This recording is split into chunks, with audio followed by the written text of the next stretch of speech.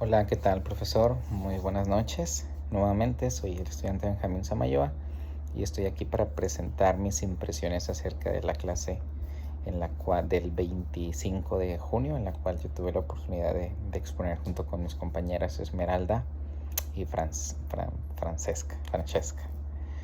Bueno, en esta clase nosotros hablamos acerca de colonialidad, ¿verdad?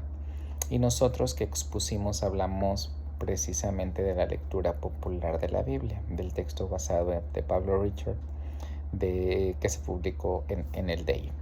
Voy a intentar dejar esto un poquito de lado para hablar de algunas otras cuestiones que mencionan en la lectura y que se mencionaron en clase, porque bueno, ya con mi video pues y la exposición pues abordamos ese tema. Bueno, quiero decir, profesor, que ya tuve la oportunidad de ver, ¿verdad?, el video de clase y tengo algunas impresiones que me dejan un sabor de boca interesante, precisamente al hablar de los pueblos indígenas, ¿verdad? Yo tengo raíces en los pueblos indígenas porque mi papá es de Guatemala, él nació allá. Y pues tengo, si bien ya no muy marcado, pues cuando viajo para allá, pues puedo ver mis raíces, ¿verdad? Entonces de alguna manera ver comentarios, ver lo que se platicó en clase, de alguna manera, pues representa para mí, pues algo, ¿verdad? Además que vengo o vivo en un país, ¿verdad?, con bastantes pueblos indígenas. Y la realidad es que, pues, en mi vida cotidiana comúnmente los veo, ¿verdad? Y algo que me llama mucho la atención y que me hace pensar y siendo honesto, pues me mueve un poco, es precisamente cómo nosotros, ¿verdad? Vemos a estos pueblos, como desde afuera, eh, y los vemos ajenos a nuestra realidad, ¿verdad? Los vemos como con unos ojos en los que, con una mirada que interpreta que son pueblos de los cuales, voy a decirlo así, digo con respeto, debemos de sentir lástima, pues porque viven una realidad diferente a nosotros y viven atrasados, ¿verdad?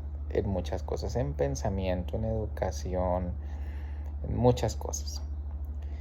Entonces este pensamiento o esta manera de verlos nos llega a causar lástima, ¿no? En mi caso, pues yo los veo por acá en cruceros, personas que vienen a esta ciudad. Monterrey es una ciudad muy rica y vienen por mejores oportunidades y algunos de ellos pues la pasan mal y los vemos en los cruceros de las calles pidiendo un poco de dinero, un poco de ayuda o realizando algún trabajo como limpiar los vidrios del coche para obtener alguna moneda y demás. Nosotros nos remitimos a simplemente, en algunos de los casos, dar una moneda, ¿no? Y los vemos como con lástima pensando que son personas que nosotros necesitamos enseñarles mucho sobre la vida, ¿verdad? Porque están atrasados. Pero esa es una manera de ver y de juzgar esta experiencia o esta historia desde nuestro lado y no desde ellos mismos. Y la verdad que pues lo que la lectura y lo que se habla en clase pues sí me mueve, ¿verdad? Porque realmente veo las cosas o me hace ver las cosas de una manera diferente. Algo que yo aquí realicé unas notas precisamente de eso, ¿verdad? Y algo que me mueve es cómo el sistema moderno pues rompió el equilibrio, ¿verdad? Y sembró la violencia. Me impresiona o me mueve el entender que antes de este colonialismo, ¿verdad? Y la llegada de lo que nosotros llamamos el Estado moderno, como institución, ¿verdad? El espacio de las mujeres en la casa, o hablando de lo doméstico, no era un mero lugar de sumisión, ¿verdad? Sino un espacio con un poder político real, voy a decirlo así, ¿no? En donde los hombres pues no tomaban decisiones pues solos, sino que había un sistema comunitario, ¿verdad? En el que se consultaba en el hogar antes de actuar, es decir, había un equilibrio. Esto a mí me mueve porque yo he reflexionado mucho teológicamente desde hace un año precisamente en el sentido de la comunidad. Entonces cuando yo leo esto, a mí me impresiona porque nosotros pensaríamos que nosotros estamos más avanzados en cuanto a igualdad y pareciera ser que no, que al mirar a los pueblos indígenas ellos tienen mucho que aportarnos a nosotros acerca de lo que es una vida comunitaria igualitaria y que nosotros somos lo que tenemos que aprender. Por eso cuando hablamos de este poder comunitario, ¿verdad? Donde no existía ese absolutismo en la autoridad del varón, sino había esta vida comunitaria, a mí me sorprendió y voy a decirlo en mexicano, me voló la cabeza porque yo pensaría que no es así. Entonces, hay dos cosas que a mí me mueven.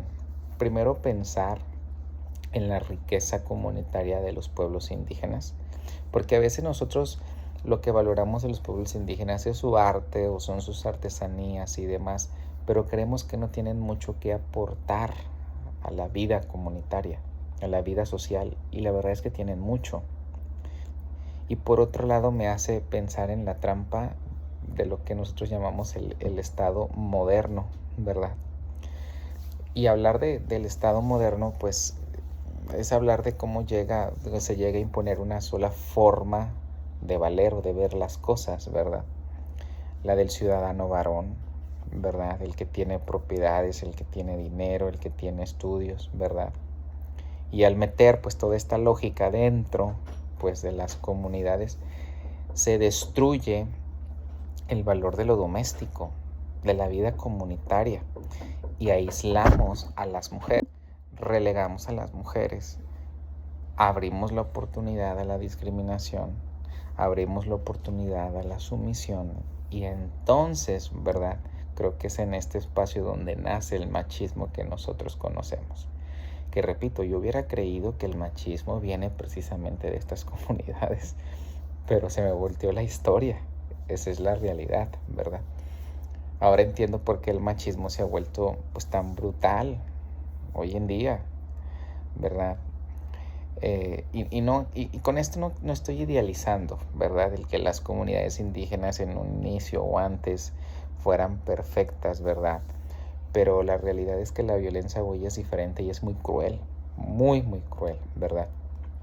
Porque creo que el sistema moderno pues obligó, ¿verdad?, a los hombres indígenas a salir, ¿verdad?, donde sufren racismo, humillaciones y el desprecio, ¿verdad?, por parte del, no sé cómo decirlo, los blancos o el mundo blanco, ¿verdad?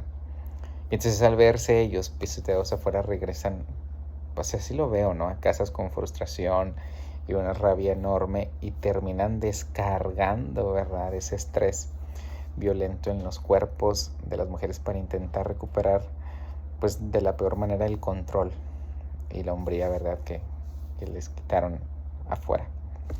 Por eso pues la violencia a las mujeres hoy es un síntoma, ¿verdad?, de un tejido comunitario que el colonialismo rompió por dentro. Y eso a mí me mueve mucho, porque precisamente cuando hablamos de colonialismo hablamos de sumisión.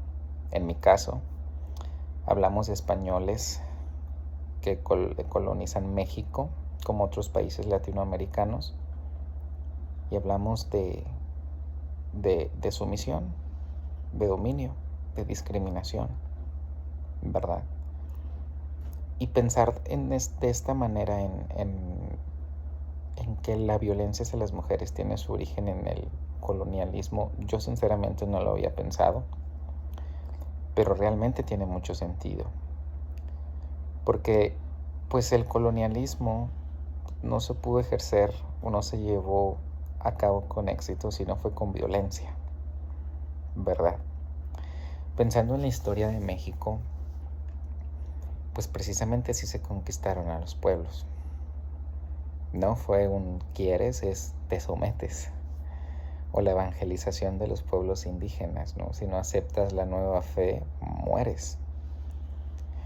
Entonces ciertamente tiene mucho sentido en pensar precisamente en la violencia doméstica o la violencia hacia las mujeres como el síntoma del colonialismo. Tiene mucho sentido. Hoy precisamente hablando de geopolítica, pues los países más poderosos, mi país vecino, con sus deseos colonialistas, expansionistas, con la doctrina Monroe, pues no hay otra manera de ejercerla más que con violencia. Y realmente pues es como una bola de nieve, ¿verdad? Bueno, el tiempo avanza y bueno, quiero concluir. Me quedo con el aprendizaje, ¿verdad? De esta paradoja de lo que nosotros llamamos Estado. El gobierno y pues bueno, las ONG, ¿verdad?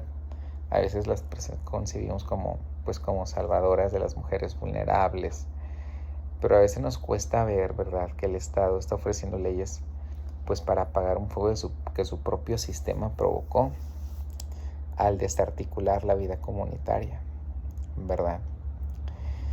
Y yo creo que la salida a la verdadera salida de la decolonialidad pues no solamente es llevar alguna receta, no sé cómo decirlo, alguna ayuda, como esto que mencioné en un principio, dar una ayuda a alguien que está ahí, ¿verdad?, pidiendo algo, sino se trata de algo mucho más profundo, ¿verdad? Yo creo que tiene que ver con la exigencia al Estado de que nos devuelva, ¿verdad?, el control de muchas cosas de las cuales nos quitaron, ¿verdad? No solamente se trata de recuperar la autonomía para sanar el tejido social. Creo que es algo mucho más profundo, ¿verdad?, que una simple ley. Que no tengo exactamente ahorita la respuesta de lo que puede implicar.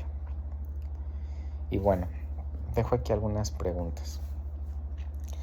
Siempre mis preguntas están basadas en el sentido pastoral que realizo. Y aquí anoté 2 preguntas.